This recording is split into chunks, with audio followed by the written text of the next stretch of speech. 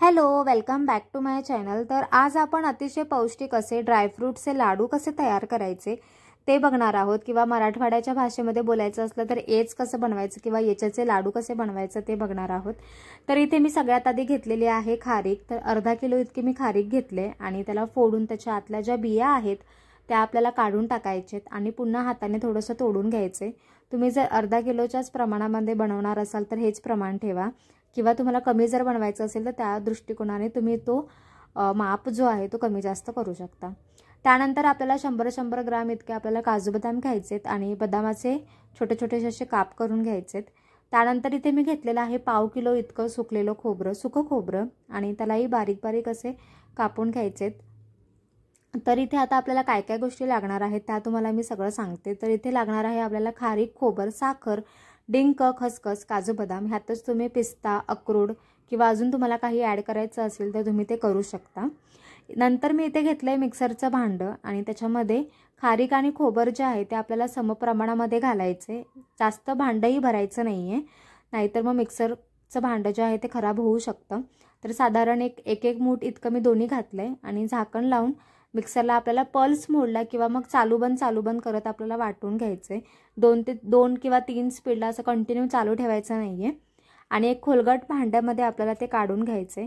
आणि आता जे उरलेलं मिश्रण जे आहे तेही मी तसंच वाटून घेते। तर इथे सगळं खारीक आणि खोबर जे आहे ते मी वाटून घेतलेलं आहे। त्याच मिक्सरच्या भांड्यामध्ये आता आपल्याला बाकीच्या गोष्टी घालायच्या आहेत।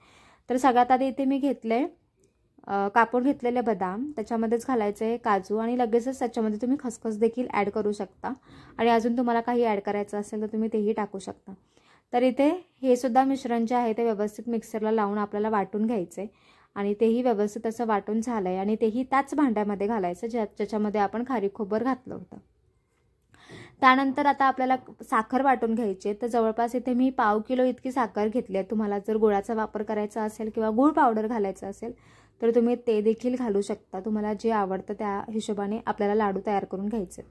तर इथे मी साखर वाटून घेतले आणि सगळ्यात शेवटी इथे मी तुपामध्ये तळलेला डिंक, एक साधारण 50 ग्राम इतका डिंक होता, तो मी थोडासा तुपामध्ये तळून घेतला होता आणि त्याच मिक्सरच्या भांड्यामध्ये आपल्याला बारीक असा वाटून घ्यायचा आहे। डिंक जो आहे तो सगळ्यात शेवटी वाटायचा, नाही तर मग ते भांडं जे आहे ते एकदम चिकट होतं, नंतर मग दुसरं काही वाटायला आपल्याला जमणार नाही।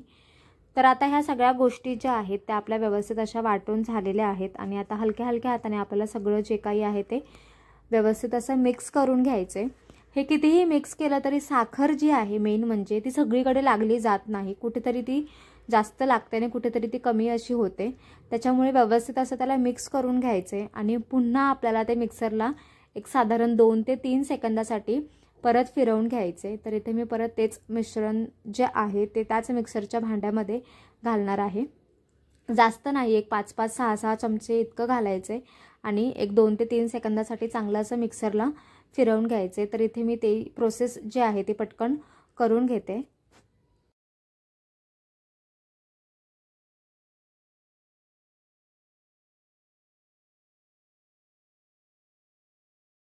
तर इथे आपलं मिक्सरला लावून तयार झालेलं आहे सगळं मिश्रण आणि पुन्हा ते दुसऱ्या एका खोलगट भांड्यामध्ये मी सगळं टाकून घेते आणि हे सगळं जे पीठ होतं ते मी 4 ते 5 बॅचेसमध्ये काढून घेतलं होतं, एकदम बारीक करून घेतलं होतं, जेणेकरून साखर जी आहे ती सगळीकडे आता लागली असेल। इव्हन तुम्ही एकदा टेस्टसुद्धा करू शकता, काही कमी जास्त करायचं असेल साखर किंवा गूळ तर तुम्ही ते करू शकता।